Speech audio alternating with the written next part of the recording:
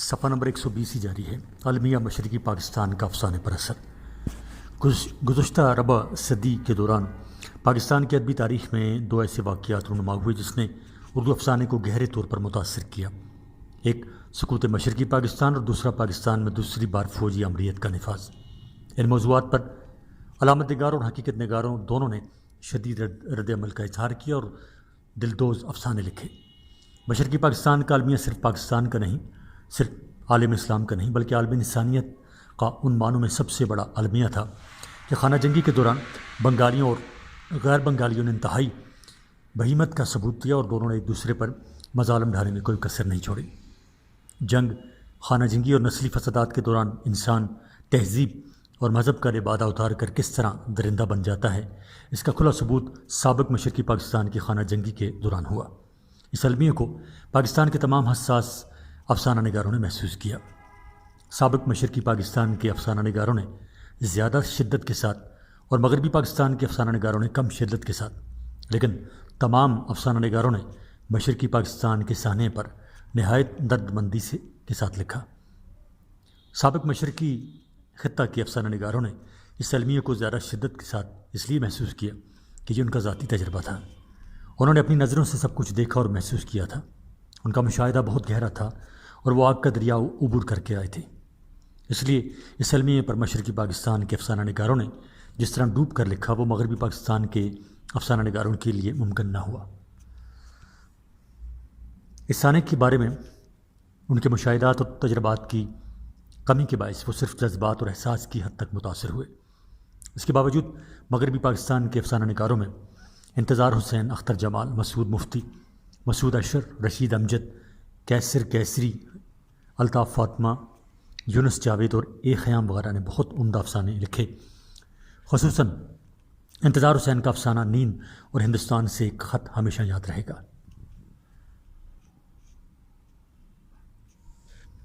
مشرقی پاکستان کے جن ادیبوں نے اس المیہ پر دل دوز افسانے لکھے ان میں ام امارہ، علی حیدر ملک، نواب محی الدین، افسر ماپوری، محمود واجد، شبنم جزدانی، نور الہدا سید یعنی صدیقی احمد زین الدین، شاہد کامرانی، ہنا انیس، شہناز پروین، رحمان شریف اور راکم الحروف یعنی شہزاد منظر شامل ہیں۔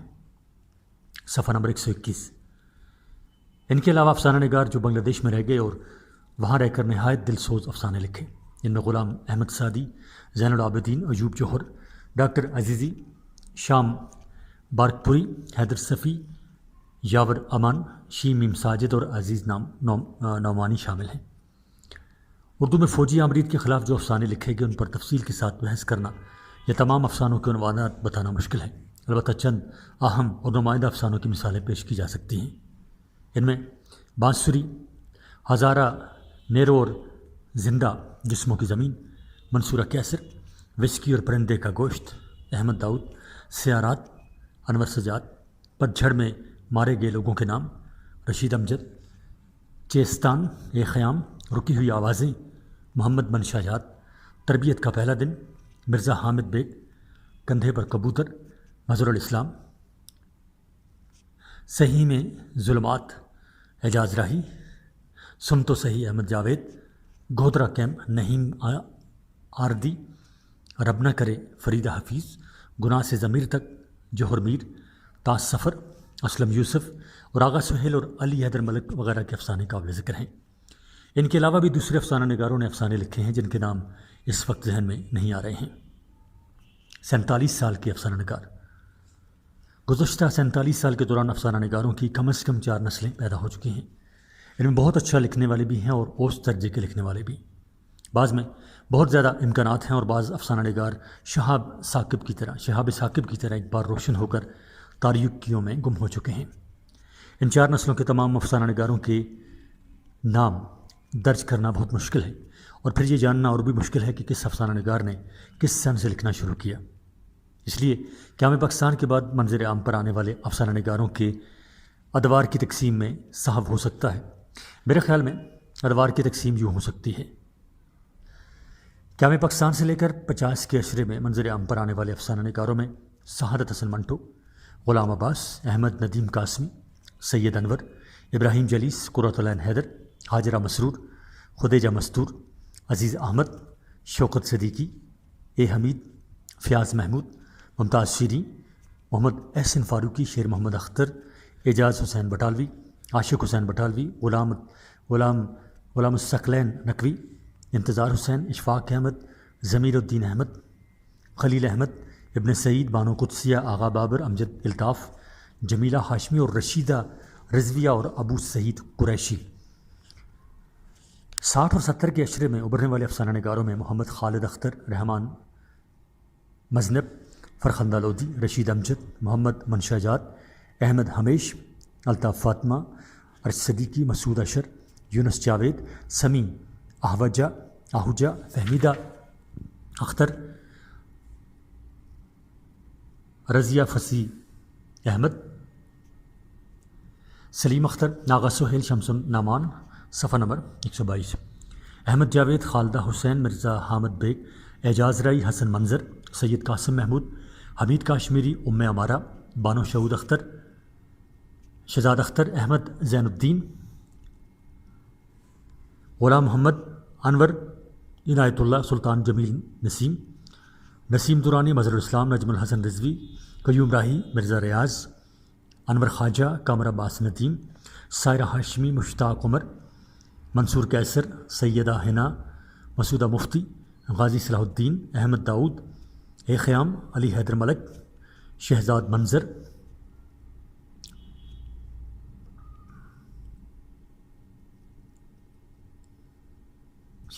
محمد محمود واجد،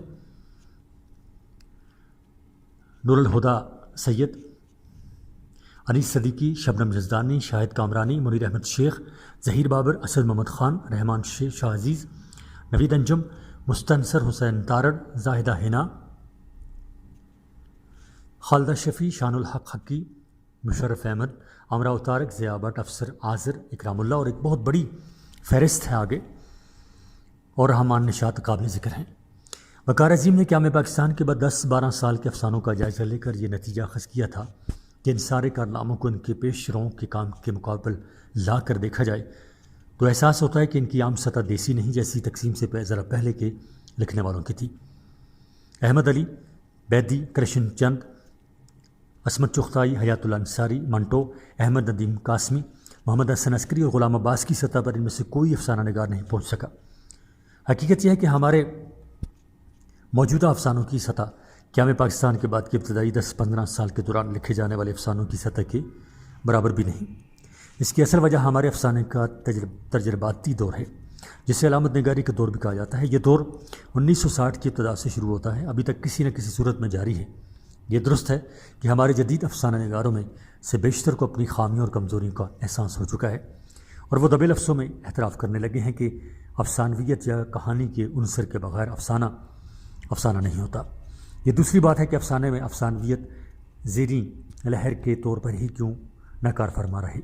بہرحال اس کا برقرار رہنا ضروری ہے، لہٰذا جدید افسانے میں کہانی بہت حد تک لوٹ رہی ہے، اور ہمارے جدید افسانہ نگار اب ایسے افسانے لکھ رہے ہیں جن میں کہانی کا عنصر بھی پایا جا رہا ہے۔ صفحہ نمبر 123۔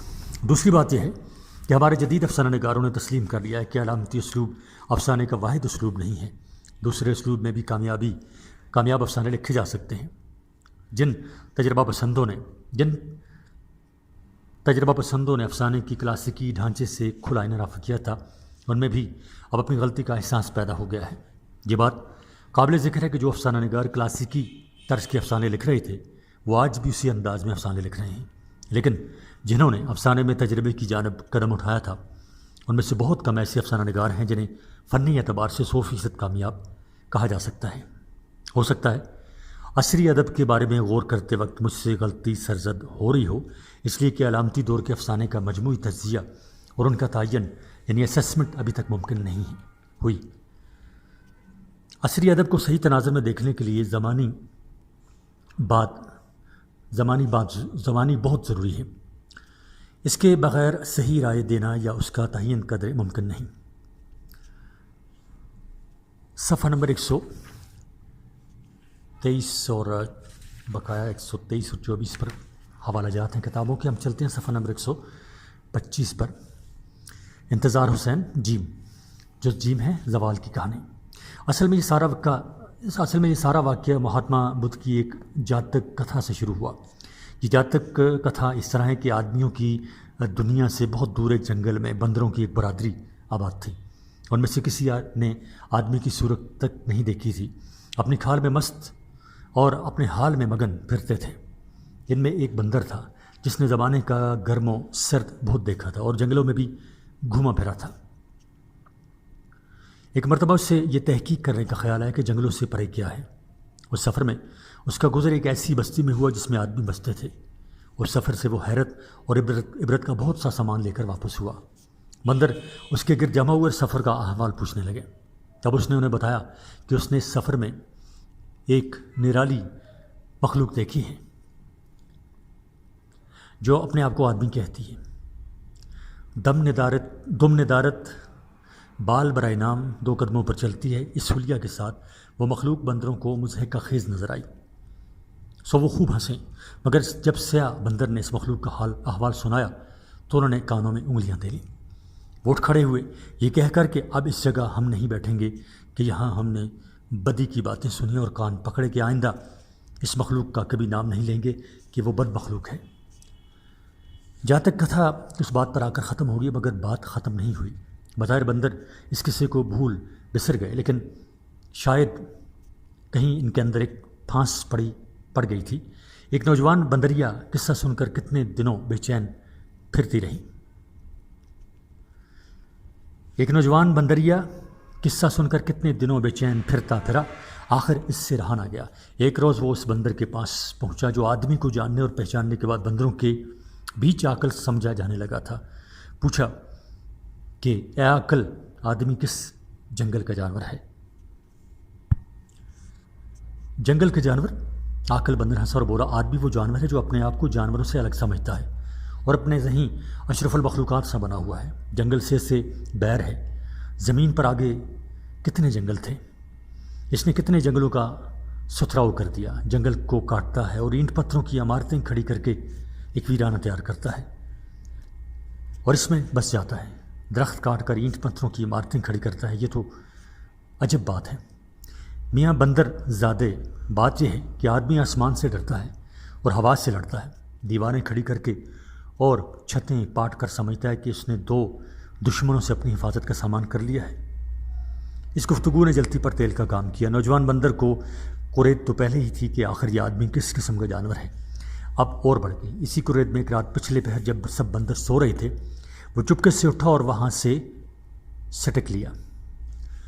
صفحہ نمبر 126۔ نوجوان بندر کے ہمجولی کئی دن تک اسے ڈھونڈتے پھرے۔ جنگل کا ایک کونا چھان مارا۔ جب اس کا کوئی پتہ نہ پایا تو یہ سوچ کر صبر کر لیا کہ ان کا دوست کسی درندے کے ہتھے چڑھ گیا، اس نے اسے چیٹ پاڑ کھایا۔ دن گزرے، ہفتے گزرے، مہینہ چڑھا، جن کے ساتھ وہ نوجوان درختوں پر کودتا پھاندتا پھرا کرتا تھا اب وہ اسے بھول چکے تھے۔ مگر ایک صبح وہ کیا دیکھتے ہیں کہ وہ نوجوان درخت کودتا پھاندتا چلا آ رہا ہے۔ نوجوان بندر نے جب یہ بتایا کہ وہ آدمیوں کی دنیا دیکھ کر آ رہا ہے تو وہ نقش حیرت بن گئے۔ پھر وہ اس کے ارد گرد ایسے اکٹھے ہو گئے جیسے وہ ولایت کی سیر کر کے آ رہا ہے۔ اس کی آنکھوں میں حیرت تھی اور ایک نئی دنیا کی دریافت کا سرور۔ صفحہ نمبر 126 ہی جاری ہے۔ آدمی لوگ کیسے ہوتے ہیں؟ ایک نوخیز بندر نے سوال کیا۔ بہت کمال کے لوگ ہوتے ہیں، میرا مطلب ہے کہ ہم بندر لوگوں سے کتنے مختلف ہوتے ہیں۔ اس پر نوجوان بندر سوچ میں پڑ گیا، پھر بولا، شروع میں تو میں یہ سمجھا تھا کہ یہ ہم سے بالکل مختلف مخلوق ہے، تو کتنے دن میں نے ان کے بیچ ایک اجنبی کی طرح در در گھومتا پھرتا رہا۔ وہ آنگن میں تو میں منڈیر پر۔ اصل میں ان کی بستی میں درخت بہت کم تھے، منڈیریں زیادہ تھیں، تو میرا بصیرہ زیادہ منڈیروں پر ہوتا تھا۔ مگر جب میں نے دیکھا بھالا ان کے طور اتوار دیکھے تو اجنبیت دور ہوتی چلی گئی۔ ایسا لگنے لگا کہ وہ اپنے ہی بھائی بند ہیں کہ دور پر آ کر بس گئے ہیں۔ مگر سنا ہے کہ ان کے تو دمیں بھی نہیں ہوتی۔ اس پر وہ سارے بندر کھلکھلا کر ہنس پڑے۔ نوجوان بندر نے متانت سے اور کسی قدر معذرتی لہجے میں کہا، ہاں اتنا ضرور ہے کہ ان کے دم نہیں ہوتی۔ پہلے مجھے بھی یہ بات عجیب لگی تھی۔ میں نے دل میں کہا کہ یہ لوگ عجب جانور ہیں کہ اپنی دمیں ہی گم کر بیٹھے۔ جس کسی آدمی کو دیکھتا تو اس میں ایک کمی کا احساس ہوتا۔ مگر اب معاملہ الٹ ہے. تو میں دیکھ رہا ہوں تو لگ رہا ہے کہ ہمارے تمہارے ساتھ خواہ مخواہ ایک فالتو چیز لگی ہوئی ہے. اس آخری فقرے پر کچھ بندر سٹ پٹائے، کچھ بندر برہم ہوئے، مگر پھر بات جلدی آئی گئی ہو گئی. نوجوان بندر نے ذکر ہی ایسا چھڑا تھا، کہنے لگا آدمی کی مادہ بہت خوبصورت ہوتی ہے، ہماری بندریاں تو ان کے سامنے پانی بھرے. ان بندروں کے لیے خیر سے سب عالم شباب میں تھے، بندریاں پریاں تھیں. ان اس بات کا کیسے یقین آتا؟ آخر ماداؤں میں ایسی خاص بات ہے؟ ایک نے سوال کیا. بس دیکھنے کی چیز ہے، گوری چٹی، چکنی چپڑی، نرم گرم اور سینہ بس جیسے دودھ بھری 2 کٹوریاں. اور نوجوان بندر نے عورت کا سراپا کچھ اس رنگینی سے بیان کیا کہ وہ سب مسحور ہو گئے. صفحہ نمبر 127. پھر نوجوان بندر نے بیان کرنا شروع کیا کہ آدمی نے کیسی کیسی چیزیں ایجاد کی ہیں. کہنے لگا ایک چیز تو اس نے ایسی ایجاد کیا تو دیکھو گے تو اشش کر اٹھو گے. وہ کیا چیز ہے؟ آئینہ. آئینہ کیا بتاؤں کہ آئینہ کیا چیز ہے؟ جب میں نے پہلی مرتبہ آئینہ دیکھا تو دنگ رہ گیا، حیران کہ میں آئینہ کے اندر کیسے چلا گیا. پھر خیال آیا کہ میں تو آئینہ کے باہر ہوں اور آئینہ میرے ہاتھ میں ہے. رفتہ رفتہ گتی سلجھی کھلا یہ کہ میں یک نہیں ہوں، ایک کے اندر 2 ہیں. کیا مطلب؟ ہم سمجھے نہیں. جب آئینہ دیکھو گے تو یہ بات سمجھ میں آئے گی. ہر بندر کے اندر 2 بندر ہوتے ہیں، مگر جب تک وہ آئینہ نہیں دیکھتا وہ یہی سمجھتا رہتا ہے کہ وہ ایک بندر ہے. تو میں نے آئینہ دیکھ کر یہ جانا کہ میں ایک نہیں 2 ہوں، ایک آئینہ سے باہر، ایک آئینہ کے اندر. نوجوان بندر سوچتے ہوئے بولا کبھی کبھی مجھے خیال آتا ہے کہ اصلی بندر آئینہ کے اندر ہے، میں جو آئینہ سے باہر ہوں اس کی نقل ہوں. آئینہ کی بات سن کر تو وہ سارے بندر بالکل ہی مبہوت ہو گئے. ایک جوان بندر کے سر میں مہنجوئی کا سمایا جوش میں آ کر اعلان کیا، کیا میں آدمیوں کے دیش جاؤں گا اور آئینہ لے کر آؤں گا.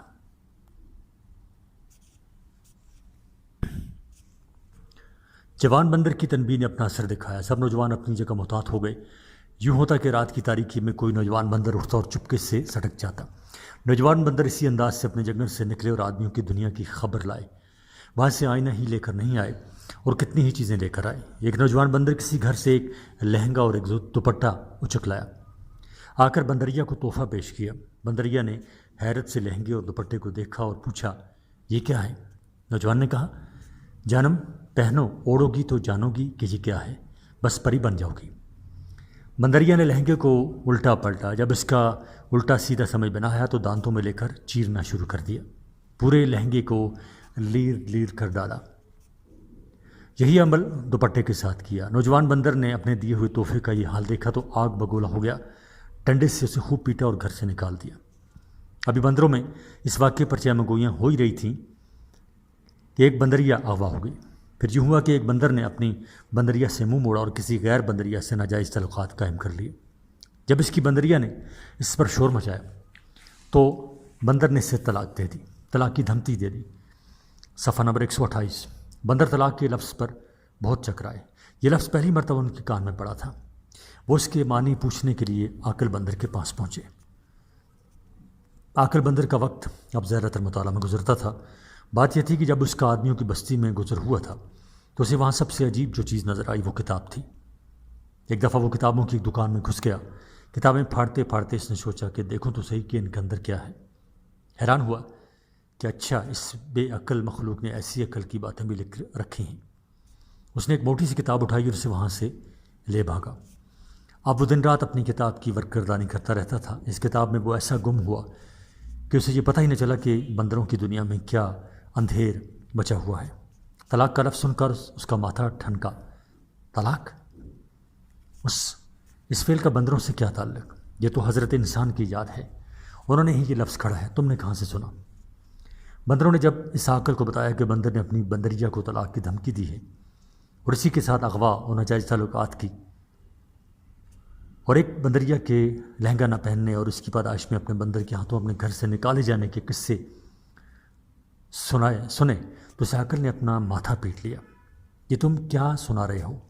یہ تو سب آدمیوں کے لچھن ہیں، بندروں کے اخلاق میں یہ فساد کیسے پیدا ہوا؟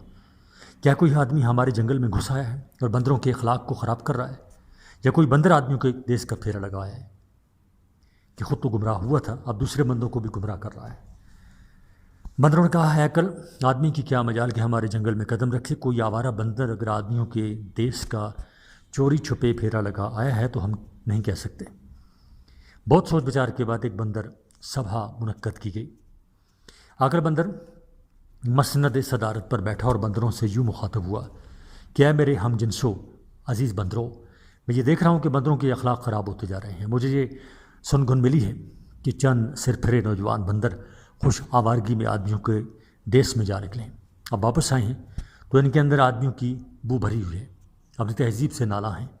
بدیشی تہذیب کے شہر میں بے حیائی اور بے غیرتی کی حد ہو گئی کہ ایک بندر نے اس تہذیب سے مانگے تانگے کا لباس اپنی گھر والی کو پہنانے کی کوشش کی، اور جب اس غیرت والی نے اور حیا کی پتلی نے وہ بے شرمی کا لباس پہننے سے انکار کیا تو اس ننگے خاندان ننگے قوم نے گھر والی کو زد و کوب کیا اور گھر سے نکال دیا۔ مگر کس گھر سے؟ اس گھر کی حقیقت میں آگے بیان کروں گا۔ اے بندرو، اب جو میں کہتا ہوں اسے گوش ہوش سے سنو۔ ہم بندر لوگوں کا اپنا ایک تمدن، اپنا ایک کلچر ہے۔ اس تمدن، اس کلچر کی اپنی ایک تاریخ ہے۔ صفحہ نمبر 129۔ ہم بندر لوگ فطرت کی گود میں پلے ہیں، موسم نے ہمیں لوریاں دی ہیں، درختوں نے ہمیں جھولا جھلایا ہے، ہواؤں نے ہمیں تھپک تھپک کر سلایا اور گدگدیاں کر کے جگایا ہے۔ ہم نے اپنے تحفظ کے لیے، گرمی سردی سے، آندھی برسات سے بچنے کے لیے، آرام و آسائش کے لیے، ذائقے اور مزے کے لیے کبھی کوئی مصنوعی طریقہ اختیار نہیں کیا۔ جیسا قدرت نے ہمیں بنایا ویسے ہم پہلے بھی تھے، آج بھی ہیں اور آئندہ بھی رہنا چاہتے ہیں۔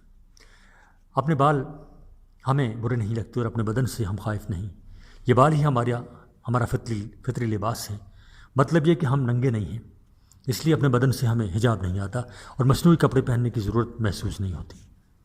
ادھر عالم یہ ہے کہ کچھ بال ان کے اعمال کی وجہ سے اڑ گئے، باقی جو رہ گئے ہیں وہ انہیں اس طرح سے منہ ڈالتے ہیں۔ اب تم پوچھتے ہو کہ یہ اس طرح کیا شے ہے؟ عزیزوں، میں ڈرتا ہوں اس دن جب کسی بندر کے ہاتھ میں اس طرح آ جائے، وہ ہمارے تمدن کا آخری دن ہوگا۔ ویسے تو اس ستم کی ایجاد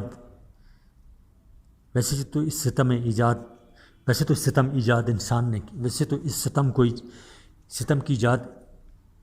کیا۔ ویسے تو اس ستم ایجاد انسان نے کیا کچھ ایجاد نہیں کیا، مگر اس کی سب سے زیادہ مہلک ایجادات دو ہیں، آئینہ اور استرا۔ عزیز بندروں، کیا تم یقین کرو گے جب میں نے پہلی مرتبہ آئینہ دیکھا تو میں سکتہ میں آ گیا۔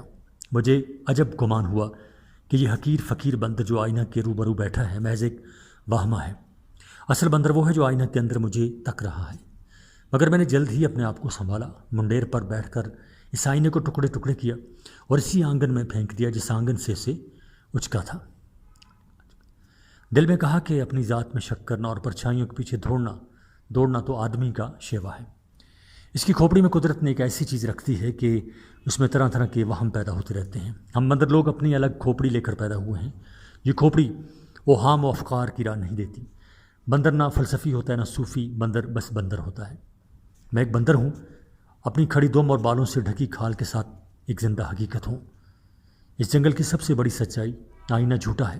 آدمی نے ویسے تو بہت سے جھوٹ گھڑے ہیں مگر یہ سب سے نرالا جھوٹ ہے۔ ویسے میں اس طرح سے زیادہ خوفزدہ ہوں۔ چھری، چاقو، کلہاڑی، تلوار، یہ سب اس طرح ہی کی اولاد ہیں۔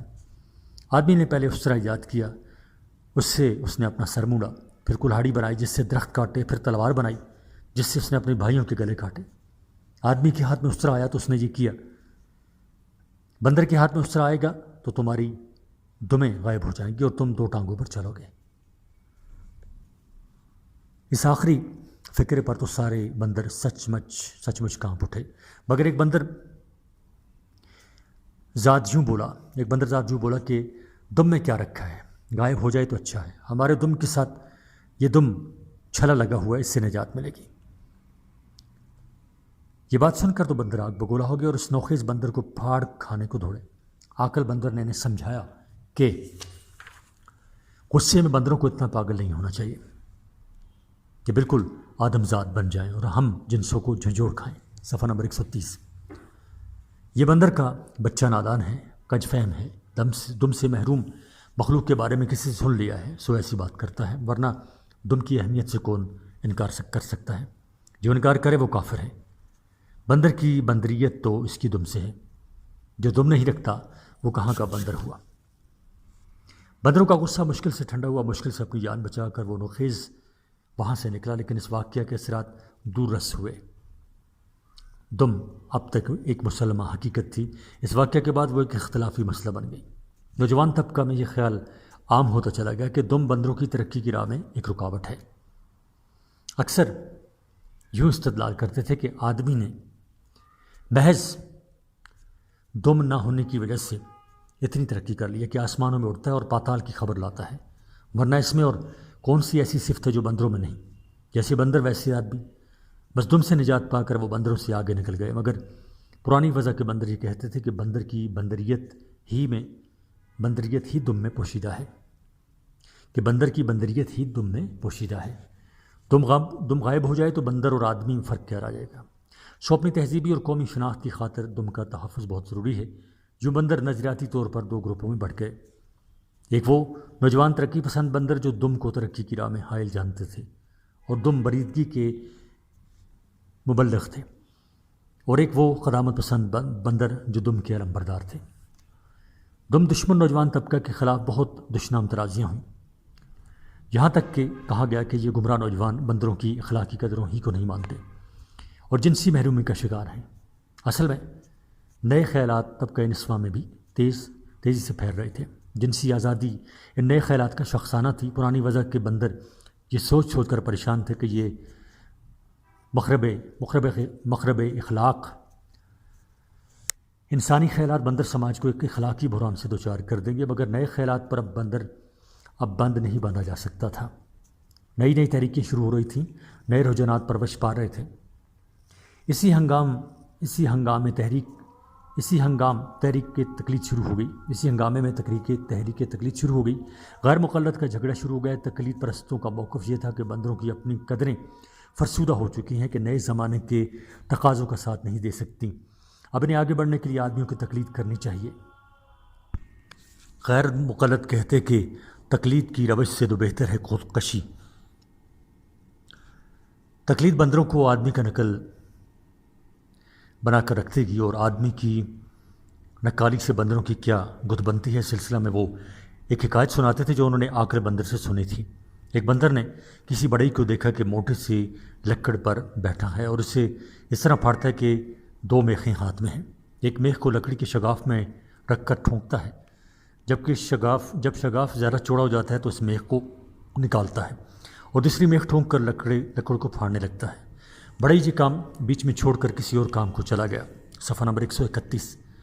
بندر نے اس موقع سے فائدہ اٹھایا، بڑئی کی طرح لکڑ پر بیٹھا اور میخیں ٹھونک کر اسے پھاڑنے لگا، مگر وہ ایسے انگڑ طریقہ سے لکڑ پر بیٹھا تھا کہ اس کی دم شگاف میں پھنس گئی۔ ایک میخ نکال کر دوسری میخ ٹھونکنا چاہتا تھا، مگر تھوڑا سا چونک گیا۔ ایک میخ تو نکال لی، دوسری میخ ٹھونکنے پر میں دیر کر دی، ترت لکڑی دونوں طرف سے ہی مل گئی اور دم اس کی پچی ہو گئی۔ تب بندر درد سے چلایا اور کہنے لگا، کم بخت آدمی کے کام آدمی ہی کو سانجتے ہیں، جو بندر اس کی نکالی کرے گا اس کا حال میرے جیسا ہوگا۔ مگر تقلید کے مخالفوں کی ساری دلیلیں بے اثر ثابت ہوئیں۔ تقلید پر پرست تقلید کی روش پر اڑے رہے اور ایک دن ایک عجیب واقعہ گزرا۔ بندروں نے ایک نوجوان بندر کو دیکھا کہ اس کی دم غائب ہے۔ بندروں نے اس دم کٹے نوجوان بندر کو دیکھا اور حیران ہوئے، مگر ایک بندریا اس کی دم کٹی دیکھ کر اس پر ایسی فریفتہ ہوئی کہ ایک بندر کو چھوڑ کر اس کے ساتھ ہو لی، کہ اپنے بندر کو چھوڑ کر اس کے ساتھ ہو لی۔ عاقل بندر کو جب اس واقعہ کا پتہ چلا تو اس نے ماتھا پیٹ لیا اور کہا کہ میں اسی دن سے ڈرتا تھا۔ ناقبت اندیش بندروں کے ہاتھ میں اس طرح آ گیا ہے، پہلے وہ اپنی دمیں کاٹیں گے، پھر ایک دوسرے کے گلے کاٹیں گے۔ بندروں کے اس عبرتناک انجام کا تصور کر کے عاقل بندر رویا، پھر بندروں کے بیچ سے اٹھ کر ایک پہاڑ پہ جا بیٹھا، اس طرح کہ اس نے ہونٹوں کو سی لیا تھا، آنکھیں موند لی تھیں اور کانوں میں انگلیاں ٹھونس لی تھیں۔ صفحہ نمبر 132۔ جزدال ڈرامہ، مرزا ادیب تخلیقی ادب 2، مرتبہ پاشا رحمان، مشفق خواجہ آمنہ مشفق کراچی، عصری مطبوعات 1980، صفحہ 97 تا 113۔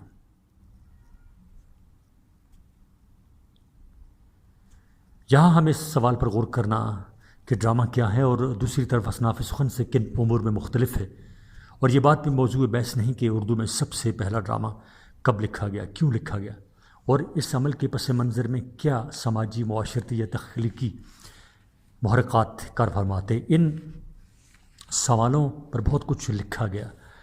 اس وقت پچھلے برسوں کی ڈرامائی سرگرمیوں پر کچھ کہنے سے بیشتر یہ معاملہ طے کر لینا چاہیے کہ ڈرامہ اپنی نمود کے لیے کیا کیا صورتیں اختیار کرتا ہے، یعنی اس کے اظہار کی مختلف شکلیں کیا ہو سکتی ہیں، اور اردو کے ڈرامے نے اظہار کی شکلوں سے کس حد تک رابطہ استوار کیا ہے۔ اس باب میں اولین تسلیم شدہ حقیقت یہ ہے کہ ڈرامہ کے اظہار کی جتنی صورتیں بھی ممکن ہیں، موجودہ دور میں اردو ڈرامہ ان سے مربوط ہو چکا ہے۔ یہ وسائل ابلاغ یا ذرائع اظہار کیا ہیں؟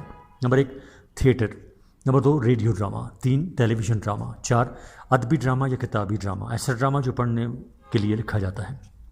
نمبر 1 سب سے پہلے تھیٹر کے موضوع پر کچھ عرض کرنے کی کوشش کرتا ہوں۔ کہا جاتا ہے کہ ڈرامہ ایک یونانی الاصل لفظ ہے جس کا مفہوم ہے کچھ کرنا یا کر کے دکھانا۔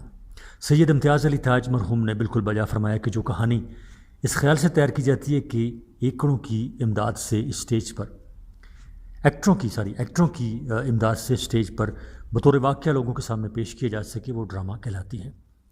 ڈرامے کے اس بنیادی تقاضے کو سامنے رکھا جائے تو یہ امر بالکل ایک واضح حقیقت کے طور پر رونما ہوتا ہے کہ ڈرامے کا اولین مقصد یہ ہے کہ اسے اسٹیج پر ایکٹروں کی امداد کے ساتھ پیش کیا جائے۔ یہ اس کے مفہوم کا وہ تقاضا بھی پورا ہو جاتا ہے جو یونانی صنعت اس سے وابستہ کرتی ہے۔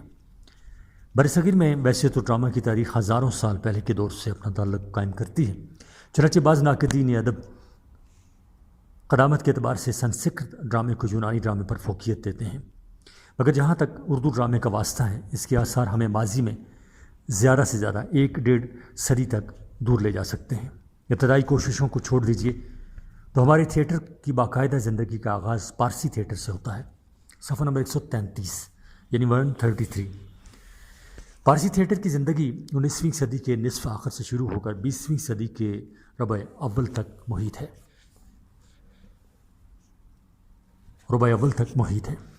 اس کا یہ مطلب ہرگز نہیں کہ اس زمانے سے پہلے یا اس زمانے کے بعد تھیٹر سے سرگرمیاں بالکل مفقود تھیں۔ پارسی تھیٹر سے پہلے نوٹنکی وغیرہ کی صورت میں تھیٹر کے ابتدائی آثار ملتے ہیں، اور اس کے بعد بھی کہیں کچھ نہ کچھ حرکت ہوتی رہی ہے۔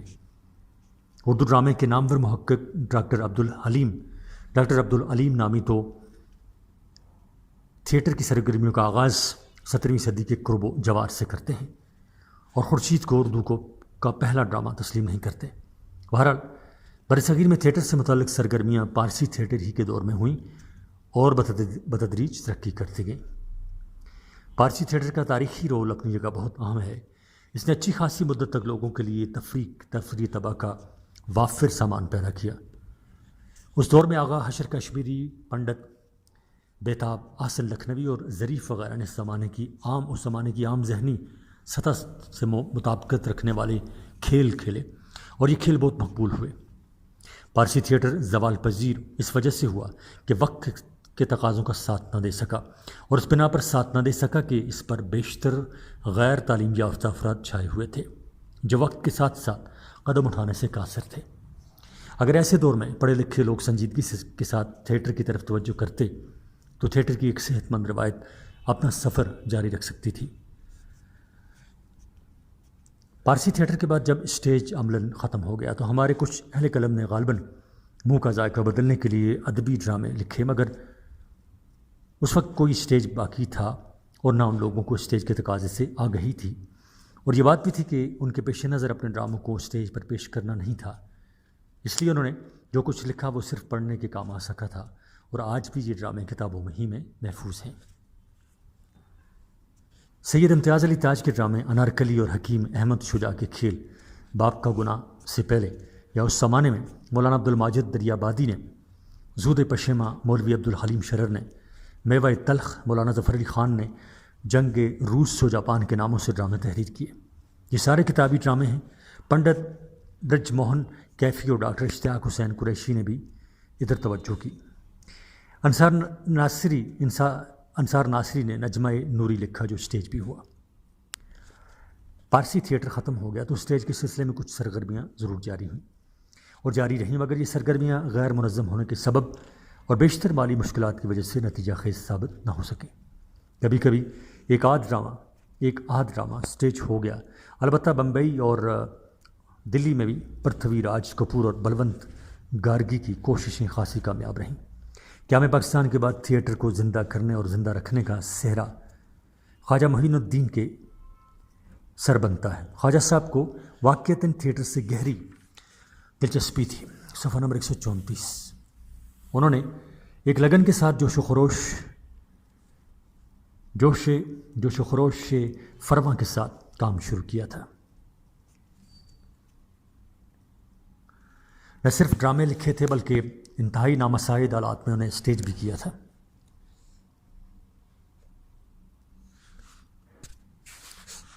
ان کے کھیل لال قلعے سے لالو کھیت، تعلیم بالغاں، مرزا غالب بند روڈ پر بڑے خوبصورت ڈرامے ہیں۔ میری ذاتی رائے یہ ہے کہ اگرچہ قیام پاکستان کے بعد پاکستان آرٹس کونسل نے سید امتیاز علی تاج کی زیر نگرانی ڈراموں کو اسٹیج کرنے کا کام شروع کیا تھا اور اس نوعیت کی کوششوں سے پاکستان میں اسٹیج کے احیاء میں کچھ نہ کچھ مدد بھی ملی تھی، تاہم خواجہ معین الدین نے لوگوں میں تھیٹر کی دلچسپی کو ابھارنے کے لیے سب سے زیادہ کوشش کی تھی۔ افسوس یہ کہ وہ ہم سے بہت جلد رخصت ہو گئے۔ ان کی موت سے ہمارے اسٹیج کو ناقابل تلافی نقصان پہنچا ہے۔ خواجہ صاحب نے اپنی مخلصانہ مساعی سے تھیٹر کے لیے پبلک میں جو دلچسپی جو کو شوق پیدا کر دیا تھا، اس کے زیر اثر پاکستان کے کئی شہروں اور بالخصوص کراچی اور لاہور میں تواتر و تسلسل کے ساتھ ڈرامے اسٹیج ہونے لگے۔ ان میں زیادہ تر یورپی ڈراموں سے ماخوذ تھے۔ دوسری بات یہ تھی کہ ان ڈراموں کے بیشتر مصنف خود پیشکار، ہدایت کار اور اداکار بھی تھے، مثلا کمال احمد رضوی، شعیب ہاشمی، عطر شاہ خان اور نعیم طاہر۔ صفحہ نمبر 134 ہی جاری ہے۔ کراچی اور لاہور میں بعض بہت اچھے ڈرامے اسٹیج ہوئے، یعنی سلیقے سے لکھا گیا اور سلیقے سے پیش کیا گیا۔ اکثر تربیہ ڈرامے تھے۔ ڈرامہ پیش کرنے والوں کی بالعموم یہ کوشش ہوتی تھی کہ تماشائیوں کو ہنسنے کے زیادہ سے زیادہ مواقع ملیں، مگر مزاح سطحی نہیں ہوتا تھا۔ مزاح انگیز یا کہہ آور عناصر واقعات سے بروکار لائے جاتے تھے۔ مزاحیہ فکرے ہوتے تھے، کہیں کہیں چبھتے ہوئے فکرے بھی کہے جاتے تھے۔ سماجی مسائل کے سلسلہ میں طنزیہ رویہ اختیار کیا جاتا تھا، جیسے علی احمد کے شیشے کے لباس میں اور پیسہ بولتا ہے میں۔ لیکن پھر وہی ہوا جو پارسی تھیٹر کے ساتھ ہوا تھا۔ وہ لوگ آگے جن کے دماغ علم کی روشنی سے خالی اور دل حرص کی دولت سے معمور تھے، ان کی ساری کوششیں اکثر و بیشتر اس مقصد پر مرتکز ہو کر رہ گئیں کہ جس طرح بھی ممکن ہو تماشائیوں کو ہنسایا جائے۔ اتفاق سے پنجابی فلم کا نمونہ ان کے سامنے تھا۔ پنجابی فلم میں یا تو گھن گرج ہوتی ہے یا جگت بازی، زومانی فکرے اور اس قبیل کا سطحی اور بھونڈا مذاق۔ اسٹیج ڈرامہ کے پروڈیوسر کی بھی اپنی ایک مجبوری ہے جس سے چشم پوشی نہیں کی جا سکتی۔ وہ کہتا ہے کہ تماشائیوں کا مذاق مکمل طور پر بگڑ چکا ہے۔ انہیں کوئی سنجیدہ کھیل دکھانے کی کوشش کی جائے تو وہ بیزار ہو کر ہر وہ حرکت کر بیٹھتے ہیں جس سے تھیٹر کی انتظامیہ اور ڈرامے کے پیشکار کو نقصان پہنچتا ہے۔ پروڈیوسر کا یہ بھی ادعا ہے کہ آج کل اداکار اپنے کام کے عوض خاصی بڑی رقم طلب کرتے ہیں، اور اگر تماشائی معقول تعداد میں کھیل دیکھنے کے لیے ٹکٹ نہ خریدیں تو شو فلاپ ہو جاتا ہے اور پروڈیوسر آئندہ کسی کھیل کا انتظام نہیں کر سکتا۔ صفحہ نمبر 135۔ ایک مثال دیتا ہوں۔ گوگول کا ڈرامہ انسپیکٹر جنرل کئی ملکوں میں بڑی کامیابی سے پیش کیا جا چکا ہے اور ہمارے یہاں بھی آغا بابر سے پیش کر چکے ہیں۔ کیا اس کھیل میں ایک نہایت اہم سماجی مسئلہ پیش نہیں کیا گیا اور کیا لوگوں نے اسے بے حد پسند نہیں کیا؟ تماشائیوں کو اچھے صاف ستھرے مذاق سے بھی کہہ کے دیے جا سکتے ہیں، مگر ایسا تو نہیں ہونا چاہیے کہ وہ حال میں بیٹھ کر ہنستے رہیں اور جب حال سے باہر جائیں تو ان کے ذہن میں کسی مسئلے کی خلش نہ ہو۔ انہیں کسی کردار کا دکھ، کرب یاد درد یاد نہ رہے۔ اس کھیل کو دیکھ کر وہ بہتر پاکستانی شہری بننے کی کوشش نہ کریں۔ مجھے رہ کر یہ خیال آتا ہے کہ جس طرح پارسی تھیٹر کو امانت لکھنوی کے ناٹک اندر سبھا کی روایت ملی، کچھ ایسی ہی کیفیت قیام پاکستان کے فوراً بعد جب تھیٹر کا احیا ہوا تو کھیل کے پیشکار کو پیش آئی۔ پارسی تھیٹر کے ارباب بست و کوشاد تو اس زمانے میں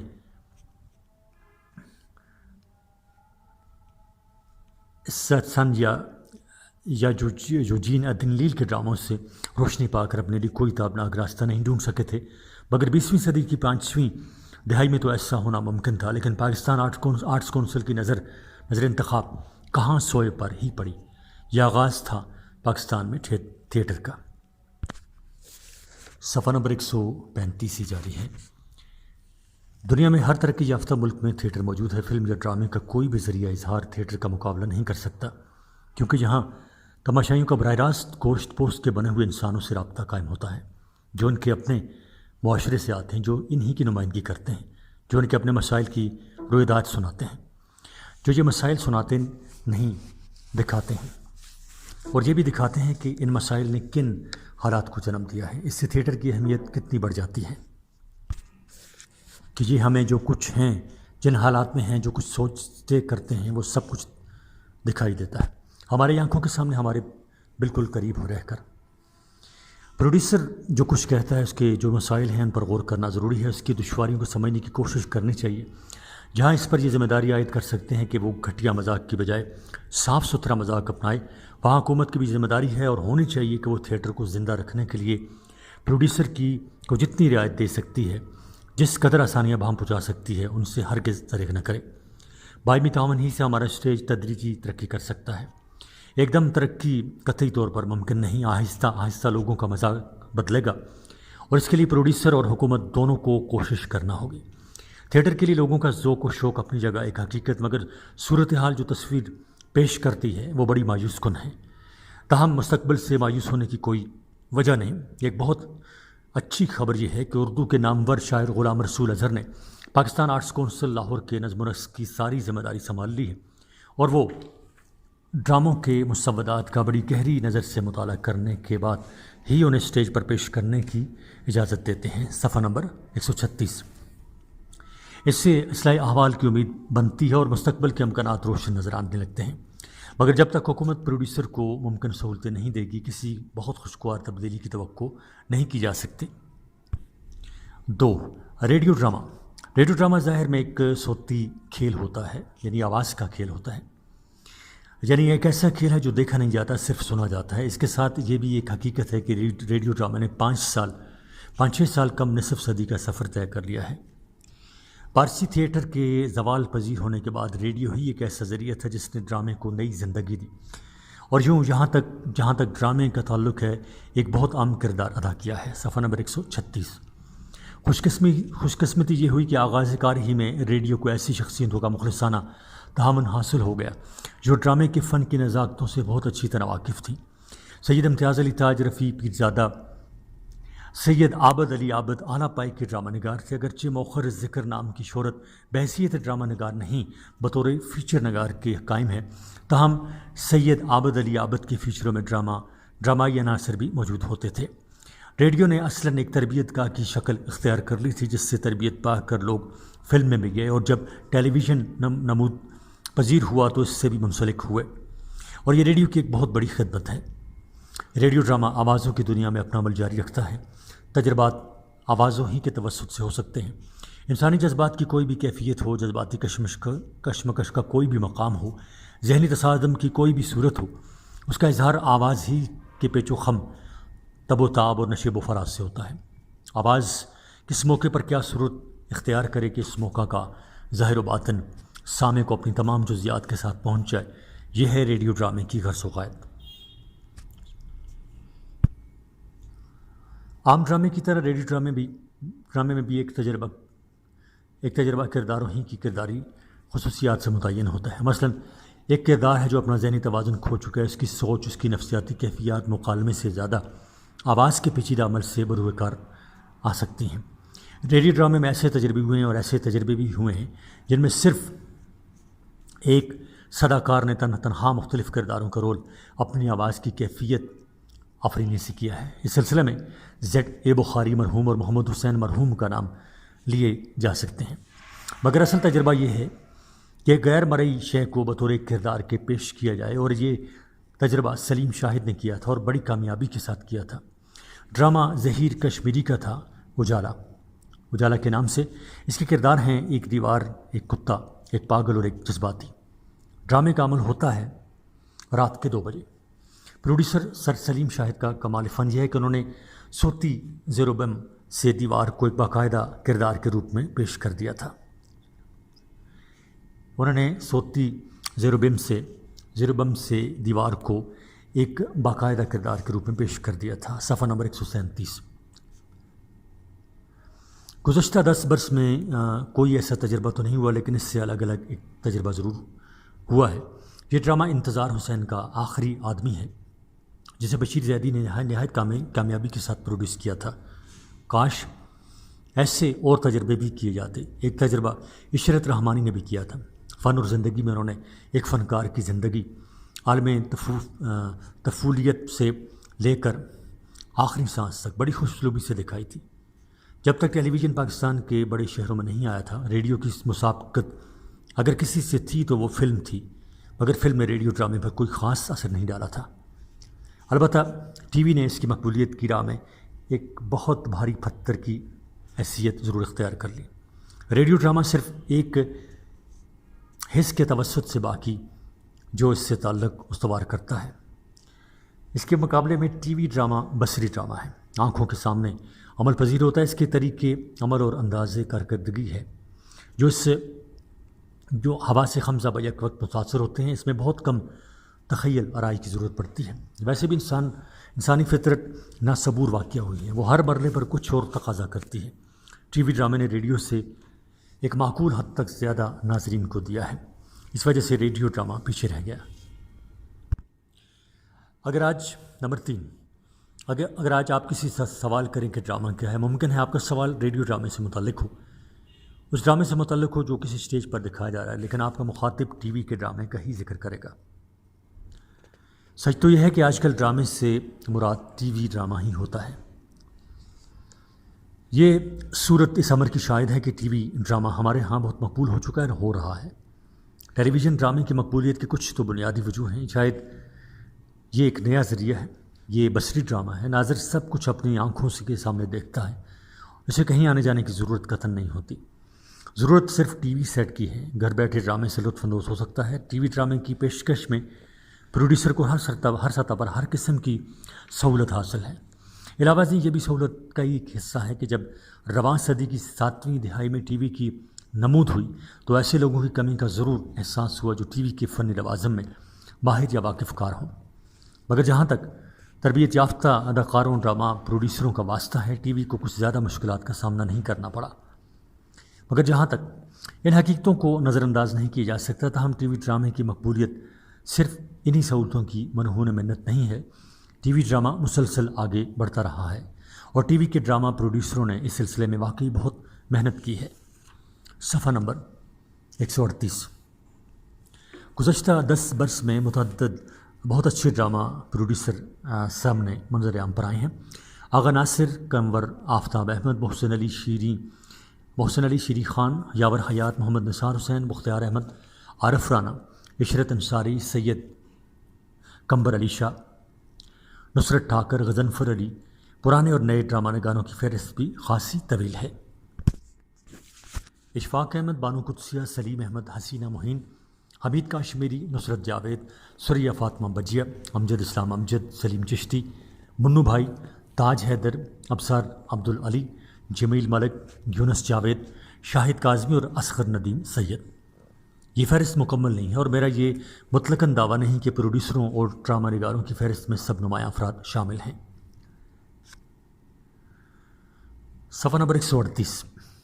پچھلے برسوں کی مدت میں ڈراموں کی کئی سیریز بہت کامیاب رہی ہیں۔ خدا کی بستی، شوکت صدیقی، شاہ زوری، انکل عرفی، پرچھائیں، حسینہ معین، تعبیر سلیم احمد، آگہی، فاطمہ سریہ بجیہ، حیرت کدہ، ایک محبت سو افسانے، اشفاق احمد، کافی ہاؤس، حمید کاشمیری، میرا نام منگو ہے، جبار توقیر، ڈرامائی تشکیل حمید کاشمیری، یہ قربتیں یہ فاصلے، آخر شب، صفتر میر، کیسے کیسے لوگ، ابصار عبدالعلی، پروفیسر چاراگر، تاج حیدر، جگ بیتی، جمیل ملک، رشتے، نصرت جاوید، ضرب جمع تقسیم، بانو قدسیہ، دریا، اصغر ندیم سید وغیرہ۔ ڈرامے کو زندہ رکھنے اور اس کا معیار بلند کرنے میں پاکستان کے 2 بڑے شہروں کا بڑا حصہ، ایک تو کراچی ہے اور دوسرا لاہور، اور میں سمجھتا ہوں کہ اس معاملے میں کراچی ٹیلی ویژن نے بیشتر بڑے خوبصورت ڈرامے اور ڈراموں کی سیریز پیش کی ہیں۔ ان ڈراموں میں موضوعاتی تنوع بھی ہے اور ہدایت کارانہ پختگی بھی۔ کراچی کے مقابلے ماحول لاہور کے ڈراموں میں وہ توازن نہیں ہے جو اجتماعی طور پر فن پاروں کے لیے ضروری ہے۔ لاہور کے بعض ڈرامے بہت ہی بلند اور بعض بہت ہی پست رہتے ہیں، ان میں موضوعات کی رنگا رنگی نہیں ہے۔ مجھے رہ کر حیرت ہوتی ہے کہ لاہور جو صدیوں سے جنوب مشرقی ایشیا میں ایک تہذیبی گہوارے کے لحاظ سے اپنا ایک مقام رکھتا تھا، آج اس کے تخلیقی جوہر کہاں غائب ہو گئے۔ شاید اس کی وجہ یہ ہے کہ کراچی نے اپنی کمزوری محسوس کر لی اور اسے دور کرنے کی جدوجہد میں مصروف ہو گیا، اور لاہور اس فخر ہی کو ایک متاع گرام بہا سمجھ کر سینے سے لگائے بیٹھا رہا کہ اس کی روایات بہت تابناک، بڑی عظیم ہیں۔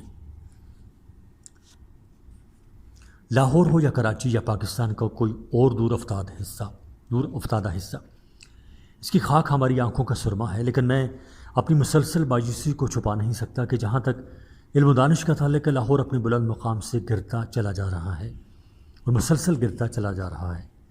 ڈر ہے کہ اگر قلم چل نکلا تو نہ جانے کتنی ناگفتنی باتیں اس کے ہونٹوں پر آ جائیں، اس لیے ڈرامے کی طرف توجہ کرنی ہے۔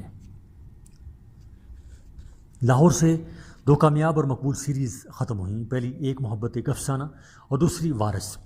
پہلی سیریز کے پیچھے ریاض بٹالوی کی تخلیقی صلاحیتیں کار فرما رہی ہیں اور دوسری سیریز مکمل طور پر امجد اسلام امجد نے لکھی ہے۔ صفحہ نمبر 139۔ ریاض بٹالوی بطور ایک افسانہ نگار کے دنیا ادب میں آئے تھے اور جلدی صحافت کی وادی میں اتر گئے، لیکن جہاں بھی ان کا شگفتہ اسلوب تحریر سلاست رہا۔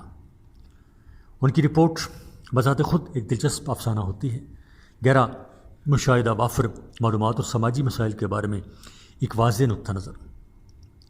یہ اجزاء ان کی رپورٹ میں کار فرما ہوتے ہیں، ایک حقیقت، ایک افسانہ۔ انہی کی رپورٹوں کی بنیادوں پر تعمیر کیے ہوئے ڈراموں کا سلسلہ ہے جسے ناظرین نے بہت پسند کیا۔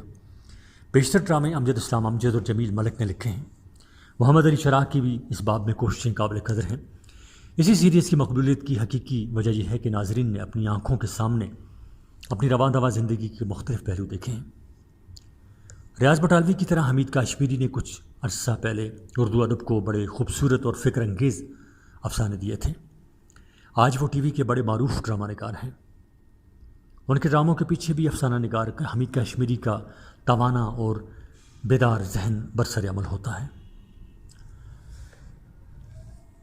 ریاض بٹالوی اور حمید کاشمیری کے ساتھ ایک اور نام بھی آنا چاہیے، امجد اسلام امجد۔ یوں یہ ایک تکون بن جاتی ہے۔ امجد بنیادی طور پر ایک شاعر ہیں، 7واں در کے مصنف، عکس کے مترجم، اس کے علاوہ ایک متوازن ذہن کے مالک، نقاد بھی، لیکن ان کی شعری وراثت تو وقتی طور پر ان سے چھن گئی ہے اور وارث کی مقبولیت کا ورثہ چھاجوں کے حساب سے ان کے حصے میں آ گیا ہے۔ اشفاق احمد ہمارے بڑے ڈرامہ نگار ہیں، انہیں کہانی لکھنے کے فن میں بڑی دسترس حاصل ہے۔ اب تک اپنے ڈراموں میں انہوں نے زندگی کے بعض بہت عام اور بعض بڑے انوکھے پہلوؤں پر روشنی ڈالی ہے۔ مثلاً حیرت کدہ کے ڈرامے، ان کی موجودہ سیریز اور ڈرامے کو پسند نہیں کیا جا رہا۔ اشفاق احمد جو اپنے ڈراموں میں بہت کچھ دے چکے ہیں، اپنے ڈراموں میں بھی دے رہے ہیں کچھ، مگر بہت کچھ کے مقابلے میں بہت کم۔ یہ تو ممکن ہے کہ اشفاق اپنے کسی ڈرامے میں کچھ نہ دے، لیکن قصہ یہ ہے کہ ان سے حسب معمول بہت کچھ کی توقع رکھتے تھے جو پوری نہیں ہو رہی۔ اشفاق کے ہاں اور بہت حد تک بانو قدسیہ کی یہاں بھی واقعات کی ترتیب میں بڑا حسن، بڑی جامعیت ہوتی ہے۔ جذباتی تصادم ان کے ڈراموں میں ذیلی سطح پر جاری رہتا ہے۔ دونوں بلند آہنگ تصادم کے قائل نہیں، مگر اشفاق بانو سے ایک خصوصیت میں الگ ہو جاتے ہیں، اور یہ خصوصیت ہے ان کی علامت نگاری۔ ایک مثال تو اوپر دی جا چکی ہے اور دوسری ان کے ڈرامے قرۃ العین میں ہے۔ اشفاق کی علامت صرف علامت نہیں رہتی، باقاعدہ ایک کردار بن جاتی ہے۔ صفحہ نمبر 140۔ اور میں سمجھتا ہوں کہ اس خصوصیت میں اشفاق پاکستان کے واحد ڈرامہ نگار ہیں۔ ٹی وی نے کئی نئے نام دیے ہیں، جن میں نمایاں ترین نام تاج حیدر ہے۔ تاج حیدر نے اپنے ڈراموں میں اچھی خاصی فنکارانہ سوجھ بوجھ کا ثبوت دیا ہے۔ وہ ڈرامہ نگار ہونے کے علاوہ جمیل ملک کی طرح ایک منجے ہوئے اداکار بھی ہیں۔ جمیل ملک ریڈیو سے سالہ سال وابستہ رہے ہیں اور اب انہوں نے ٹی وی کے ڈراموں میں بھی خاص مقام پیدا کیا ہے۔ ابصار عبدالعلی نے عام ڈگر سے ہٹ کر ڈراموں کی ایک سیریز لکھی ہے جو بہت کامیاب اور مقبول رہی ہے۔ کیسے لوگ، اس سیریز میں انہوں نے مشاہیر کے کارناموں اور ان کے حوادث سے حیات کے سلسلے میں اجمالی اشارات دے کر ہر شخص کی پوری ذات کا احاطہ کرنے کی کوشش کی ہے۔ حسینہ معین بھی ٹی وی کے ہی توسط سے منظر عام پر آئی ہیں۔ یہ متوسط طبقے کی عام الجلوں کی عکاس ہیں۔ مکالمہ بڑا چست لکھتی ہیں، اپنے کرداروں کی نفسیاتی گہرائیوں میں نہیں جاتی۔ ان ڈراموں میں کرداروں کی فقط ایک ہی سطح ہوتی ہے۔ سریہ فاطمہ بجیا کا رنگ ان سے مختلف ہے۔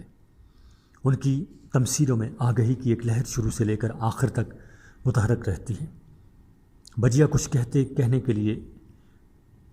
کہنے کے لیے لکھتی ہیں۔ ان کا کوئی نہ کوئی مقصد ہوتا، اپنی تحریر سے محض تفریح ان کے پیش نظر کبھی نہیں رہی۔ منو بھائی کے ہاں فنی پختگی ملتی ہے، بکھرے ہوئے مواد کو بڑے سلیقے سے، بڑی ہنرمندی سے ڈرامے کا روپ دیتے ہیں۔ سلیم چشتی کے ہاں بھی یہی خصوصیت نمایاں ہے۔ سلیم احمد اپنی دوسری تحریروں کی طرح ڈراموں میں بھی ایک مفکر کی حیثیت سے سامنے آئے ہیں۔ موجودہ زندگی کے مسائل کے متعلق وہ گہری سوچ سے کام لیتے ہیں۔ تعبیر میں انہوں نے تحریک پاکستان کے پس منظر میں جا کر ماضی کے واقعات کا تجزیہ کیا ہے اور ان محرکات کی نشاندہی کی ہے جو تحریک پاکستان پر منتج ہوئے۔ ٹی وی پروڈیوسروں نے غیر ملکی ناولوں کی طرف بھرپور توجہ کی ہے۔ وومن ان وائٹ ولکی کولنس کے a portrait of a lady Henry James, یہ قربتاً یہ فاصلے، فادر اینڈ سنس، تورگنیف اور بھی کئی ناول ہیں۔ یہ اچھی کوشش ہے، مگر معلوم نہیں اردو کے کلاسیکی ادب کو کیوں نظر انداز کیا گیا ہے۔